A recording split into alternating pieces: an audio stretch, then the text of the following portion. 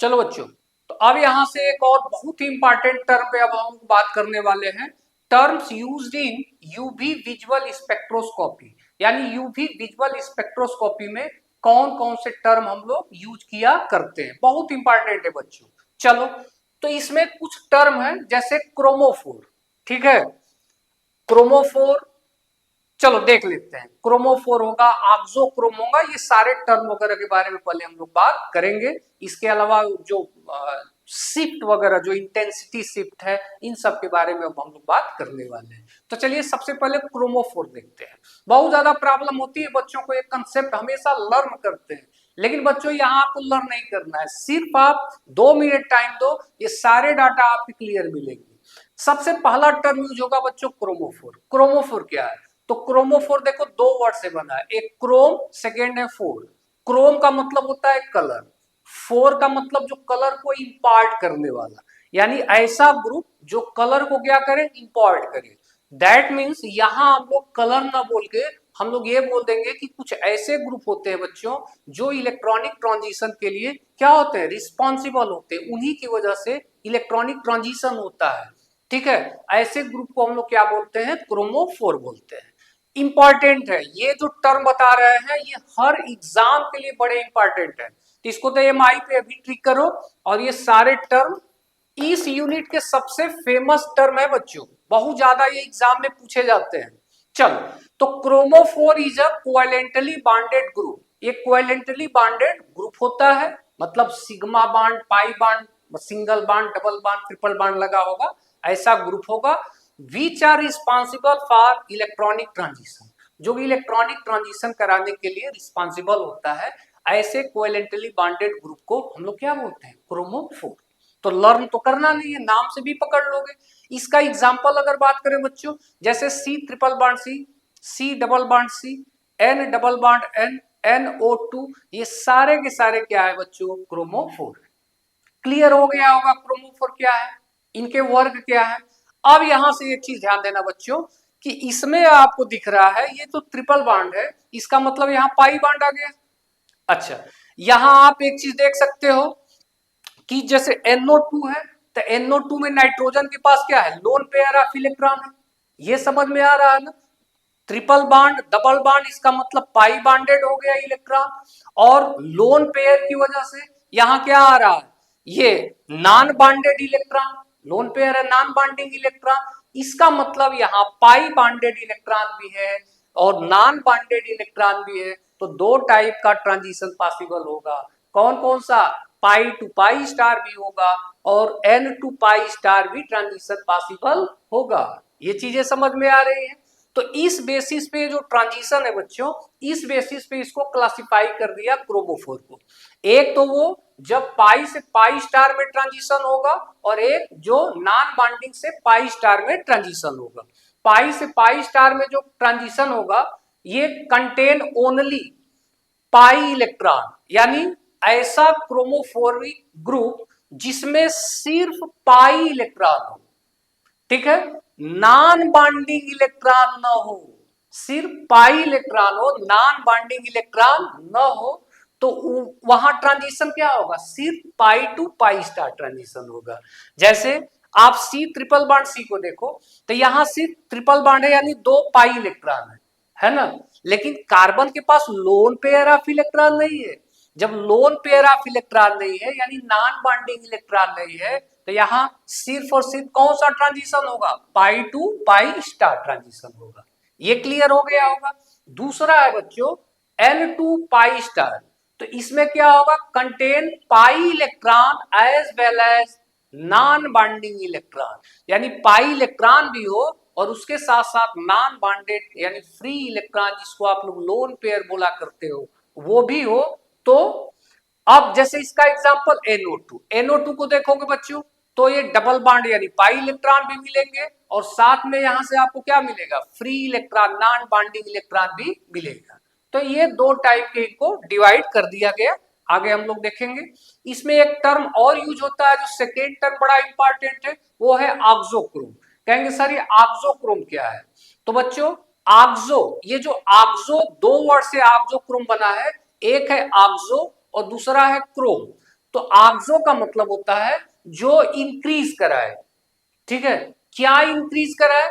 तो जो ये क्रोमोफोर है वो क्रोमोफोर की एक्टिविटी को क्या करता है? इंक्रीज कराता है। कौन सा ग्रुप? आक्सो ग्रुप।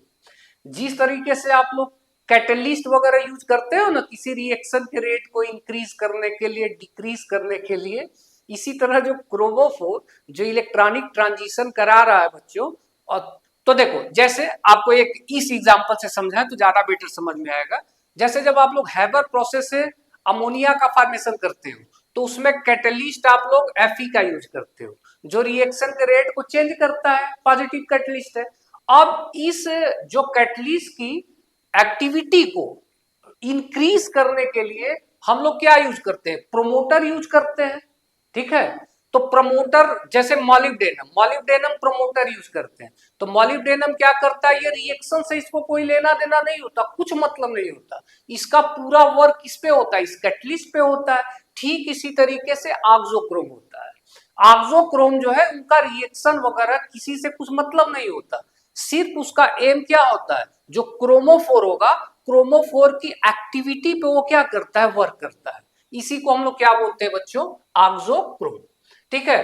अब ये आक्सोक्रोम क्या है? तो देखो, अब ये और करेगा क्या? ध्यान से समझना, ये जो आक्सोक्रोम है ये क्रोमोफोर का जो वेब लेंथ है उसको इंक्रीज या डिक्रीज कर सकता है, चेंज करने का काम करेगा। अच्छा, ए सेचुरेटेड ग्रुप, ये जो आक्सोक्रोम होते हैं ये सेचुरेटेड, सेचुरेटेड का मतलब सिंगल बॉन्डेड ग्रुप होते हैं विथ नॉन बॉन्डेड इलेक्ट्रॉन, यानी एक ऐसा सेचुरेटेड ग्रुप जिसके पास अनपेयर्ड इलेक्ट्रॉन यानी फ्री, उसको लोन पेयर ऑफ इलेक्ट्रॉन हो, सेचुरेटेड हो, तो वो ये काम कर सकता है। किसका? आक्सोक्रोम का।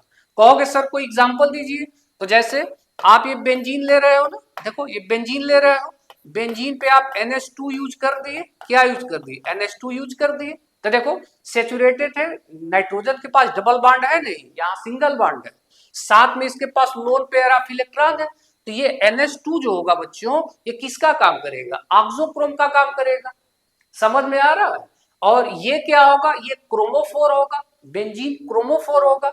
अब उस बेंजीन पे जब वो आक्सोक्रोम आया तो कुछ तो उनकी एक्टिविटी को चेंज करेगा। हमें लग रहा है अब आपको समझ में आ गया होगा। चलो, तो ये है बच्चों आक्सोक्रोम। एग्जाम्पल दे देते हैं, जैसे बेंजीन, बेंजीन आपका एक क्रोमोफोर है। और बच्चों ये जो बेंजीन का जो लेम्डा मैक्स है, यानी जिसको वेब लेंथ हम बोलेंगे, तो बेंजीन का जो लेम्डा मैक्स है वो 255 नैनोमीटर पे उसका मैक्सिमम वेब लेंथ आपको मिलता है। अच्छा एक बात बताएं, ये जो लेम्डा मैक्स है किसको बताएगा बच्चों? एक चीज ध्यान देना, आपको पता है ना कि E is equal to H nu, ये होता है। और ये भी पता है कि न्यू इज इक्वल टू होता है C डिवाइडेड बाई लेम्डा। तो हम ये बोल सकते हैं कि एच न्यू के जगह C divided by lambda. Lambda ज्यादा होगा तो न्यू कम होगा, एनर्जी कम होगी, ठीक है। तो हम यहाँ लेम्डा का टर्म यूज करेंगे। ध्यान से समझना इस चीज को बच्चों कि लेम्डा मैक्स यानी जो वेवलेंथ, मैक्सिमम वेवलेंथ, तो इंटेंसिटी ज्यादा, ये भी ध्यान देना, ये लेम्डा मैक्स या आप इंटेंसिटी भी समझोगे। तो चलो, अब जब सिर्फ हम एक क्रोमोफोर बेंजीन यूज किए थे बच्चों, तो उसका जो वेब लेंथ है, मैक्सिमम वेब लेंथ या जो इंटेंसिटी है, वो क्या आ रहा था? 255 nm आ रहा था। लेकिन इसी क्रोमोफोर के ऊपर जब NH2 ग्रुप हम लगा दिए, तो अब NH2 ग्रुप के आते ही अब क्या हो गया? जो उसके लेम्डा मैक्स की वैल्यू थी बच्चों, वो 255 से 280 nm हो गई। इसका मतलब ये निकला बच्चों, तो बेंजीन तो दोनों जगह है, लेकिन इसका जो लेम्डा मैक्स है यानी वेवलेंथ, वो किसकी वजह से इंक्रीज हुआ? तो इस ग्रुप की वजह से इंक्रीज हुआ। तो यहाँ NH2 ग्रुप क्या होगा बच्चों? आक्सोक्रोम होगा। तो आक्सोक्रोम एक ऐसा सेचुरेटेड नॉन बॉन्डेड इलेक्ट्रॉन वाला एक ऐसा ग्रुप होता है बच्चों, जो क्या करेगा? लेम्डा मैक्स की वैल्यू को, या हम कह सकते हैं इंटेंसिटी को क्या कर देगा? इंक्रीज कर देगा। किसके इंटेंसिटी को? क्रोमोफोर के इंटेंसिटी को या लेम्डा मैक्स की वैल्यू को इंक्रीज कर देगा। ये चीजें हैं जहां से आप लोग देख सकते हो। और एक चीज ध्यान देना, ये जो लेमडा मैक्स 255 एनएम है, जब 255 एनएम से ज्यादा बढ़ेगा बच्चों, ठीक है, 280 एनएम, यानी ये रेड कलर की तरफ शिफ्ट करता है। किसकी तरफ? इंटेंसिटी बढ़ रही है, कलर क्या होगा? ये रेड कलर की तरफ शिफ्ट करता है। एग्जाम्पल क्या होगा इसका? जैसे OH, तो OH में देख लो, सिंगल बॉन्ड है, लोन पेयर है। NH2 सिंगल बॉन्ड है, लोन पेयर है। OR, R का मतलब R के साथ मिथाइल एथाइल प्रोपाइल कोई लगाओ, ठीक है। ये सारे के सारे ग्रुप क्या है बच्चों? ऑक्सोक्रोम होंगे। तो एक बात बता दे, जो बच्चे अगर यूनिवर्सिटी एग्जामिनेशंस वगैरह का प्रिपरेशन कर रहे हैं, या जिन बच्चों का अगर PYMCQ क्वेश्चन पे एग्जामिनेशन होने वाला है, तो इस चैप्टर का सबसे इंपॉर्टेंट टॉपिक ये है बच्चों, बहुत ज्यादा। ये 100 मान के चलना कि आपके एग्जाम में यहाँ से जो 2 टॉपिक पढ़ा रहे हैं, एक क्रोमोफोर, ऑक्सोक्रोम, बाइथोक्रोमिक शिफ्ट वगैरह, हाइपो हिप्सो जो शिफ्ट अभी पढ़ाएंगे, ये सारे के सारे टर्म बहुत ज्यादा इंपॉर्टेंट है। 100 मान के चलना, इस चैप्टर से अगर कुछ पूछेगा तो ये जरूर पूछेंगे, ठीक है। तो चलो, ये चीजें आपको पता हो गया। MCQ में आपसे आइडेंटिफाई करा देगा, 4 ऑप्शन दे देगा, उसमें पूछेगा कौन सा क्रोमोफोर है और कौन सा ऑक्सोक्रोम है। ये क्लियर हो गया होगा। आगे बढ़ते हैं। अब यहां से अगर आपको देखना है तो बाकी चीजें यहां से आप लोग देखते चलो। देखो, यहां से देखो, जैसे ऑक्सोक्रोम क्या है? The functional group attach to a chromophore which modify the ability of the chromophore to absorb light, alternating the wavelength or intensity of absorption. अच्छा, the functional group with non-bonding electron that does not absorb radiation in near UR. चलो, वही जो example आपको समझा रहे थे, 270 पे मिल रहा था, ये 280 पे। और इस तरह बता दे कि जैसे यहां NH2 को अगर अकेले ले लोगे, ध्यान से समझना, इसको ध्यान से समझना बच्चों, अगर NH2 अकेले रहेगा तो इसका कोई इफेक्ट नहीं पड़ेगा। लेकिन जब ये किसी क्रोमोफोर के साथ आएगा, NH2 अकेले कुछ नहीं करेगा, लेकिन जब ये क्रोमोफोर के साथ आएगा तब ये एक्टिविटी को क्या करेगा? चेंज करेगा। ये क्लियर हुआ? चलो, इसी चीज को यहां वो बता रहा था, यही बता रहा था। अब यहां से बच्चों एक टॉपिक और हम लोगों को डिस्कस करना है, ये भी बहुत ही इंपॉर्टेंट टॉपिक है। हमें लग रहा है क्रोमोफोर और ऑक्सोक्रोम आप सब लोगों को इजी वे में समझ में आ गए होंगे। तो अब वो टर्म है एब्जॉर्प्शन इंटेंसिटी शिफ्ट। अब यहां से 2 वर्ड है बच्चों, absorption and intensity shift. Absorption shift क्या है एंड इंटेंसिटी शिफ्ट क्या है, इसके बारे में देखते हैं। तो बच्चों, एक होता है बाइथोक्रोमिक शिफ्ट, जिसको हम लोग रेड शिफ्ट के नाम से जानते हैं। एक होता है हिप्सोक्रोमिक शिफ्ट, जिसको हम लोग ब्लू शिफ्ट के नाम से जानते हैं। तो ध्यान से समझना, ये जो दोनों शिफ्ट है बच्चों, 1 और 2, बाइथोक्रोमिक और हिप्सोक्रोमिक शिफ्ट, ये दोनों के दोनों एब्जॉर्प्शन शिफ्ट कहलाते हैं। बच्चों को कंफ्यूजन होता है कि ये दोनों सेम है क्या, मत करना ऐसा। एब्जॉर्प्शन शिफ्ट कौन सा होगा? बाइथोक्रोमिक शिफ्ट और हिप्सोक्रोमिक शिफ्ट, ये दोनों के दोनों एब्जॉर्प्शन शिफ्ट है। दूसरी बात, हाइपरक्रोमिक शिफ्ट और हाइपोक्रोमिक शिफ्ट, ये 2 और है। ये दोनों के दोनों बच्चों इंटेंसिटी शिफ्ट होते हैं। तो सबसे पहले तो यही दोनों चीजें क्लियर कर लो। एब्जॉर्प्शन शिफ्ट कौन से हैं? बाइथोक्रोमिक एंड हिप्सोक्रोमिक। इंटेंसिटी शिफ्ट कौन से हैं? हाइपरक्रोमिक और हिप्सोक्रोमिक। क्या होते हैं, कैसे हैं, इसके बारे में अभी हम लोग देख लेंगे। लिखना कैसे है तो ऐसे इसका स्क्रीनशॉट आप लोग ले लो, स्क्रीनशॉट ले लो। अभी हम समझा दे रहे चीजों को, कहां से क्या करना है। सब बच्चे इसका स्क्रीनशॉट पहले ले लो, ठीक है, और अलग से सबके बारे में समझा दे रहे। हो गया होगा? तो चलिए एक एक करके समझते हैं। जैसे पहले है बाइथोक्रोमिक शिफ्ट। बच्चों, इसमें होता क्या है?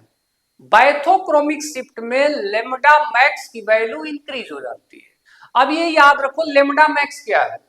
किसी रेडिएशन का वो मैक्सिमम वेवलेंथ जिस पे इंटेंसिटी ज्यादा हो, इसी को हम क्या बोलेंगे? लेमडा मैक्स ज्यादा, मतलब इंटेंसिटी ज्यादा। क्लियर हो गया?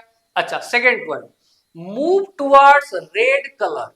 जब ये वेवलेंथ को इंक्रीज करेगा जैसे मान लो कोई वेवलेंथ 250 nm पे मिल रहा है, ठीक है, अब वो वेवलेंथ बच्चों 290 पे मिलने लगे, ज्यादा वेवलेंथ पे मिलने लगे, तो वेवलेंथ में क्या हो रहा है, शिफ्ट हो रहा है, और शिफ्ट में भी क्या, वेवलेंथ इंक्रीज हो रहा है। तो वो जो है किस कलर की तरफ शिफ्ट होता है, ये भी थोड़ा सा ध्यान देना। तो देखो, मूव टुवार्ड्स, अगर बायथोक्रोमिक शिफ्ट होगा बच्चों, तो ये किधर मूव करेगा, towards red colour, red colour की तरफ मूव करता है। इस वजह से बायथोक्रोमिक शिफ्ट को हम लोग रेड शिफ्ट के नाम से भी जानते हैं। तो अगर एमसीक्यू अगर हमें रेड शिफ्ट पूछे तो याद रखना ये बायथोक्रोमिक शिफ्ट है। इसमें क्या होगा, तो जो लेमडा मैक्स की वैल्यू क्या हो जाएगी, इंक्रीज होगी, मतलब रेड कलर की तरफ शिफ्ट होगी। इसको एक जनरल से तरीके से हम समझाएं बच्चों, तो जैसे अगर इस तरह दिखा दें तो ज्यादा बेटर रहेगा। इसमें जैसे देखो, यहां हमारे पास ये लेमडा है और ये इंटेंसिटी है जिसको एप्सिलॉन से हम दिखाएंगे। तो इसमें जैसे जो ये आपका एक पीक मिल रहा है, तो थोड़ा ध्यान से समझना। इसमें देखो, इसमें बच्चों इस पॉइंट को कंसीडर करो, इस पॉइंट को कंसीडर करो, क्योंकि यहीं से आपका पीक मिलेगा। तो इस पे आप देखोगे, देखो इस तरीके से डिवाइड कर लो। तो देखो यहां से देखो, ये आपके पास बच्चों एक्स एक्सिस है।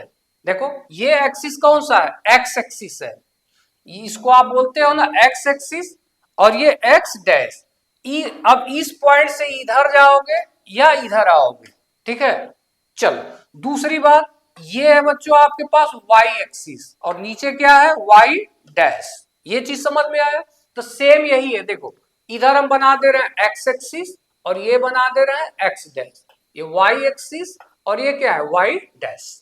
अच्छा, इसमें एक चीज बता सकते हो क्या, कि यहां जो शिफ्टिंग एक्स एक्सिस के थ्रू जो शिफ्टिंग हो रही है, देखो अब एक्स एक्सिस पे क्या है, जल्दी से बताओ, एक्स एक्सिस पे क्या है, लेमडा है, मतलब लेमडा मैक्स, इसी को तो बोल रहे, तो मैक्सिमम वेवलेंथ। आया समझ में। तो एक्स एक्सिस के थ्रू जो शिफ्टिंग होगी उसको हम लोग एब्जॉर्प्शन शिफ्टिंग बोलेंगे। इस, चाहे वो इस साइड शिफ्ट हो, इस साइड यानी इस पॉइंट से अगर इधर होगा तो लेमडा मैक्स की वैल्यू इंक्रीज होगी, इस पॉइंट से इधर आएगा तो लेमडा मैक्स की वैल्यू डिक्रीज होगी, खत्म काम। क्या इसमें कोई स्पेशल है, देखो इस पॉइंट पे ये लेमडा मैक्स है, अगर यहां से एक्स एक्सिस पे इस साइड अगर शिफ्टिंग होगी तो लेमडा मैक्स की वैल्यू इस साइड क्या होगी, इंक्रीज होगी। अगर यही शिफ्टिंग इस साइड हुई, अगर ये इधर आ रहा है तो लेमडा मैक्स की वैल्यू क्या होगी, डिक्रीज होगी। यानी intensity increase, intensity decrease. Clear हुआ। अब एक्स एक्सिस के थ्रू, और ये शिफ्टिंग एब्जॉर्प्शन शिफ्टिंग इसी को कहा जाता है बच्चों। और इसी में आपका वो जो दो शिफ्ट की हम लोग बात कर रहे थे ना पीछे, देखो इस पे एक्स एक्सिस के थ्रू आपका एक बायथोक्रोमिक शिफ्ट होगा। जब लेमडा मैक्स आगे देखो यहां से इधर बढ़ जाएगा तो बायथोक्रोमिक शिफ्ट होगा, जिसको रेड शिफ्ट बोल रहे थे। और अगर यहां से एक्स एक्सिस पर इस साइड शिफ्ट हुआ तो उसको हिप्सोक्रोमिक शिफ्ट या ब्लू शिफ्ट कहेंगे। जल्दी से कमेंट करके बताओ बच्चों, क्या ये क्लियर हुआ। यानी इस साइड शिफ्ट बायथोक्रोमिक, इस साइड शिफ्ट हिप्सोक्रोमिक, इस साइड के शिफ्ट रेड शिफ्ट और इधर ब्लू शिफ्ट। क्लियर हो गया होगा। और ये दोनों एब्जॉर्प्शन शिफ्ट इन्हीं को कहा जाता है। लेकिन बच्चों अगर इस पॉइंट से अब वाई एक्सिस के अलांग शिफ्टिंग दिखाओ, तो वाई एक्सिस पे क्या है, इंटेंसिटी है। तो अब वाई एक्सिस के थ्रू जो आप शिफ्टिंग करोगे बच्चों, उसको आप लोग क्या बोलोगे, इंटेंसिटी शिफ्ट बोलोगे। अब फर्क समझ में आया होगा एब्जॉर्प्शन शिफ्ट का एंड इंटेंसिटी शिफ्ट का। अब इसमें भी यहां से ऊपर जा रहे हो या यहां से नीचे आ रहे हो, इंटेंसिटी इंक्रीज हो रही है या इंटेंसिटी डिक्रीज हो रही है, चीजें क्लियर चल रही है। चलो अब देखते हैं तो आपको ज्यादा क्लियरिटी रहेगी। तो बायथोक्रोमिक में ये है मूव टू रेड कलर, आप इसको रेड शिफ्ट पाएंगे। अब इस शिफ्ट के पीछे का रीजन क्या है, तो दो रीजन है बच्चों। एक है इंक्रीज कंजुगेशन, यानी कंजुगेशन का बढ़ जाना। कंजुगेशन जानते हो ना, जैसे रेजोनेंस वगैरह आप लोग जानते हो, उसमें क्या होता है, जैसे एक एग्जांपल से यहां से देखो, एक एग्जांपल ले लेते हैं। जैसे मान लो आपके पास ये बेंजीन रिंग है, ये है। अच्छा, इस पे आप कोई एक ऐसा ग्रुप लगा दियो बच्चों जिसके पास लोन पेयर इलेक्ट्रॉन है, तो ये इलेक्ट्रॉन यहाँ डोनेट कर रहा है, तो यहाँ से क्या हो रहा है, डायरेक्ट रेजोनेंस का प्रोसेस चल रहा है। इसका मतलब इसका lone pair of electron resonance में क्या किया है, इन्वॉल्व हुआ है। तो इसके पीछे का आगे समझेंगे इसके बारे में एग्जांपल से। तो इसके पीछे का एक रीजन है बच्चों इंक्रीज कंजुगेशन, कंजुगेशन का इंक्रीज हो जाना, बढ़ जाना। चलो दूसरी चीज सॉल्वेंट इफेक्ट, ये बड़ा इंपॉर्टेंट है, इस पे तो अलग से लेक्चर आप लिया जा सकता है। वैसे बीएससी वगैरह में इस पे बहुत डिस्कस नहीं होता, एमएससी वगैरह जाते हो, ठीक है, एमएससी फाइनल वगैरह में तो आपको ये सॉल्वेंट इफेक्ट पे स्पेशल लेक्चर आपको देखने को मिलता है, ठीक है। सॉल्वेंट इफेक्ट, सॉल्वेंट इफेक्ट का मतलब होगा पोलैरिटी, पोलैरिटी का चेंज हो जाना। तो इन दो इफेक्ट की वजह से बच्चों ये शिफ्ट हमें देखने को मिलता है, बैथोक्रोमिक शिफ्ट। चलो जैसे यहां से एग्जांपल ले लिया जाए, तो अगर आपके पास बेंजीन, हम एक एग्जांपल ले लिए, तो बच्चों बेंजीन का जो लेमडा मैक्स मिलता है, जो वेवलेंथ, मैक्सिमम वेवलेंथ मिलता है, वो 253 nm पे मिलता है, नैनोमीटर पे। लेकिन अब हुआ क्या, लेकिन अगर यही बेंजीन के जगह हम टॉलुइन ले लें, या बेंजीन पर हम एक CS3 ग्रुप लगा दिए, क्या लगा दिए, एक CS3 ग्रुप लगा दिए, तो इस ग्रुप के आते ही बच्चों अब इसके जो लेमडा मैक्स की वैल्यू थी वो 253 से 261 नैनोमीटर पे हो गई। इसका क्या मतलब, अब यहां से किस टाइप का शिफ्ट देखने को मिलेगा, इसमें शिफ्ट देखो, लेमडा मैक्स की वैल्यू 253 थी, लेकिन ये टॉलुइन में लेमडा मैक्स की वैल्यू 261 हो गई, लेमडा मैक्स की वैल्यू इंक्रीज हो रही है, दैट मींस इंटेंसिटी इंक्रीज हो रही है। और लेमडा मैक्स इंक्रीज हो रहा है, किस साइड शिफ्ट होगा, रेड साइड शिफ्ट होगा, रेड कलर की तरफ। तो ये रेड शिफ्ट है, या इसी को बैथोक्रोमिक शिफ्ट कहा जाता है। अगर यहां से ग्राफ ड्रा करें तो देखो आपके पास ये फर्स्ट है, ठीक है, आप ये बेंजीन रिंग ले लिए थे, तो ये बेंजीन रिंग का है, ये मैक्सिमम पीक है, तो यहाँ लेमडा मैक्स की वैल्यू। अब ये सेकेंड आपके पास टॉलुइन है, तो ये टॉलुइन का ले लिए, और ये इसका पीक पॉइंट है, ये हो गया आपके पास टॉलुइन। अब इसमें शिफ्ट में आप क्या देख रहा है बच्चों, यहां देखो लेमडा मैक्स इसके लिए ये है, तो इस टाइम इंटेंसिटी ये है। अच्छा, अब इसका पीक देखो, और इस टाइम इंटेंसिटी अगर देखोगे ना, तो इंटेंसिटी इसकी क्या होगी, इंक्रीज कर जाएगी। चीजें समझ में आ रहा है, ये क्लियर हुआ। चलो तो ये शिफ्ट को हम लोग क्या बोलेंगे, बैथोक्रोमिक शिफ्ट बोलेंगे। नेक्स्ट है यहां से हिप्सोक्रोमिक शिफ्ट। हिप्सोक्रोमिक शिफ्ट क्या है, मूव टुवर्ड ब्लू कलर, ये ब्लू कलर की तरफ मूव कर रहा है, तो सीधी सी बात है इंटेंसिटी वेवलेंथ कम होगा, इंटेंसिटी क्या होगा, कम होगा, ठीक है, टुवर्ड्स ब्लू। यानी लेमडा मैक्स डिक्रीज हो जाए, इंक्रीज होगा रेड कलर की तरफ भागेगा बैथोक्रोमिक, डिक्रीज होगा वो हाइप्सोक्रोमिक होगा। इसके पीछे के भी वही दो रीजन है, change polarity of solvent, solvent की पोलैरिटी चेंज हो जाना यानी solvation effect, and removal of conjugation, और कंजुगेशन का खत्म हो जाना, कंजुगेशन नहीं हो पा रहा, इस वजह से ये दोनों शिफ्ट देखने को मिलते हैं। एग्जाम्पल क्या है आपके पास, जैसे एनिलीन है, तो एनिलीन में आप देखोगे बच्चों, तो देखो एनिलीन में क्या है, नाइट्रोजन के पास लोन पेयर ऑफ इलेक्ट्रॉन है, ध्यान से समझना, नाइट्रोजन के पास क्या है, लोन पेयर ऑफ इलेक्ट्रॉन है। अब नाइट्रोजन क्या कर रहा है, जब ये इफेक्ट आप नहीं लिए थे, तब आप प्योर एनिलीन लिए थे, तो उस कंडीशन में क्या था कि इसके पास लोन पेयर ऑफ इलेक्ट्रॉन था, ये यहां डोनेट किया, ठीक है, डबल बॉन्ड बनाया, तो ये इलेक्ट्रॉन यहां शिफ्ट हुए, ठीक है, और उसके बाद यहां से देखो डबल सिंगल डबल, तो यहाँ डबल बॉन्ड वाले इलेक्ट्रॉन यहां शिफ्ट हो जाएंगे, यानी मस्त यहाँ क्या चल रहा है, रेजोनेंस चल रहा है, चल रहा है ना रेजोनेंस। यानी यहाँ पे बच्चों ये रेजोनेंस इसके लोन पेयर की वजह से हो रहा है, यानी ये मेसोमेरिक इफेक्ट शो कर रहा है, मस्त रेजोनेंस कंजुगेशन चल रहा है यहाँ पर।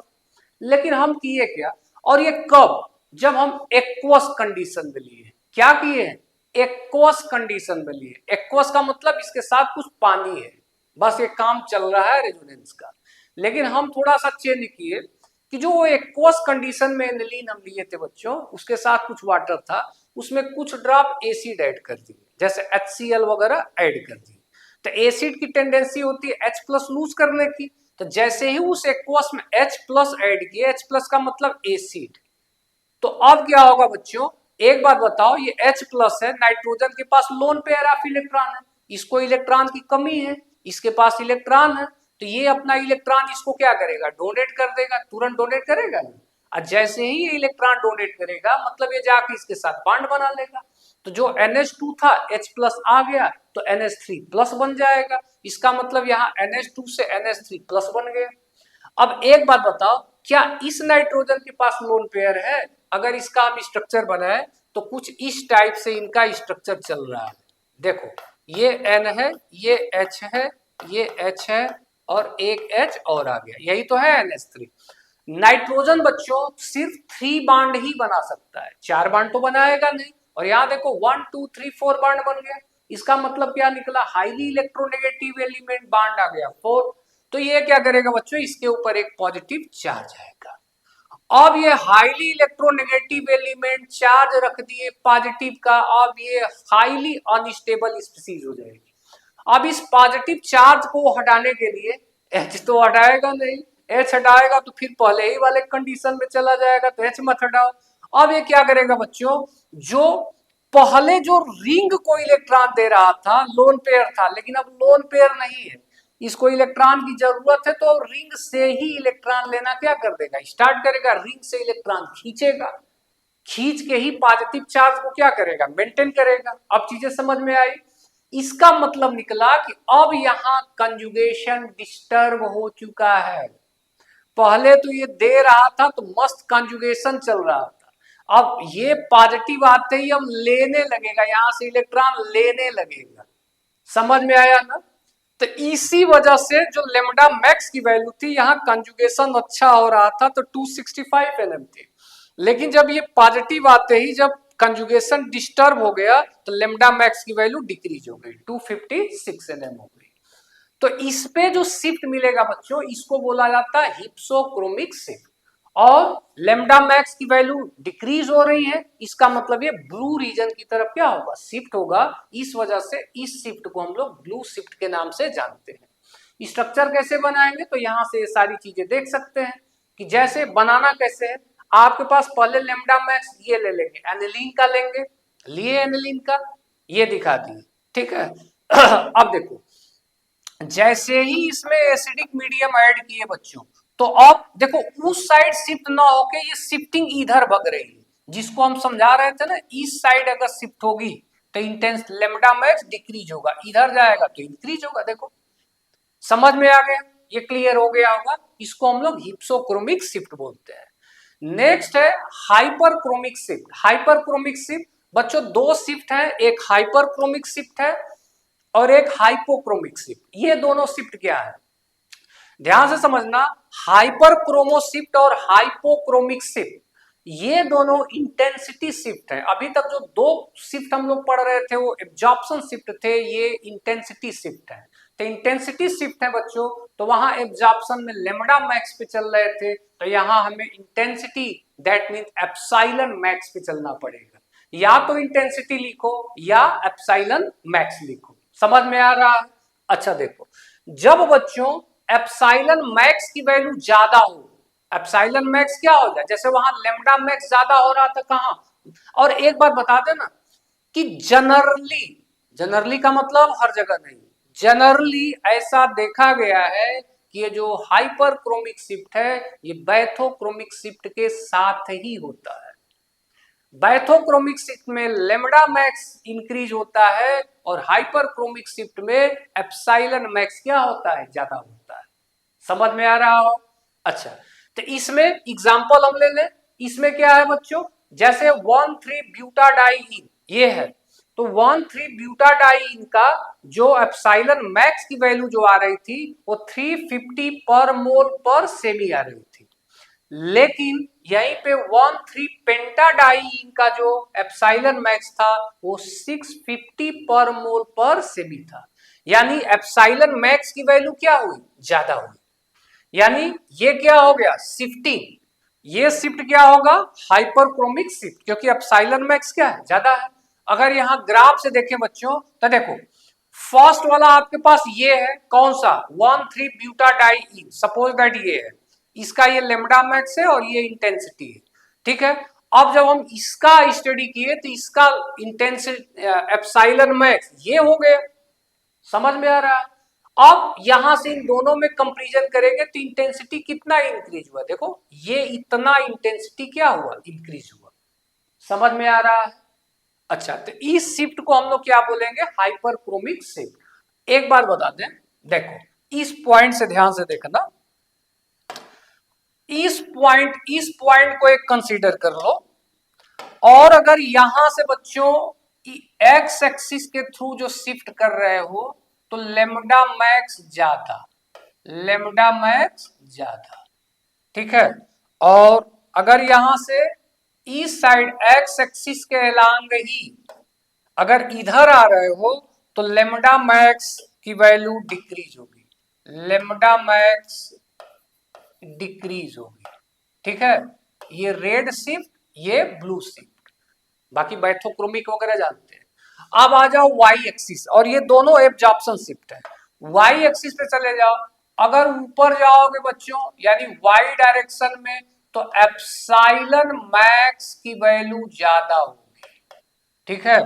और अगर यही वाई एक्सिस पे नीचे की तरफ आओगे, वाई डैश पे आओगे तो एप्सिलॉन मैक्स की वैल्यू डिक्रीज होगी, खत्म काम। जिन बच्चों को अगर ये पता है, ऊपर जाएगी हाइपरक्रोमिक शिफ्ट, नीचे आएगी तो इसको हम लोग क्या बोलेंगे, हाइपोक्रोमिक शिफ्ट, खत्म काम। तो हाइपोक्रोमिक शिफ्ट क्या है, एप्सिलॉन मैक्स डिक्रीज होगा। एग्जांपल वही ले लो, जैसे NH2 है, एसिड अमाइड किए, NH3 प्लस बन गया, तो इसमें एप्सिलॉन मैक्स 10,600 पर मोल पर सेमी था, लेकिन इसका एप्सिलॉन 5,300 पर मोल पर सेमी था, यानी देख रहे हैं कि ये डिक्रीज हो रहा है। अब यहां से एक ग्राफ बना के वो सारी चीजें यहां से आप दिखा सकते हो। इस साइड रेड शिफ्ट यानी बैथोक्रोमिक, ब्लू शिफ्ट, ऊपर वाला हाइपो और नीचे वाला हाइपोक्रोमिक, हिप्सो और हाइपो, ठीक है। तो इस तरीके से ये पूरा जो शिफ्ट थे।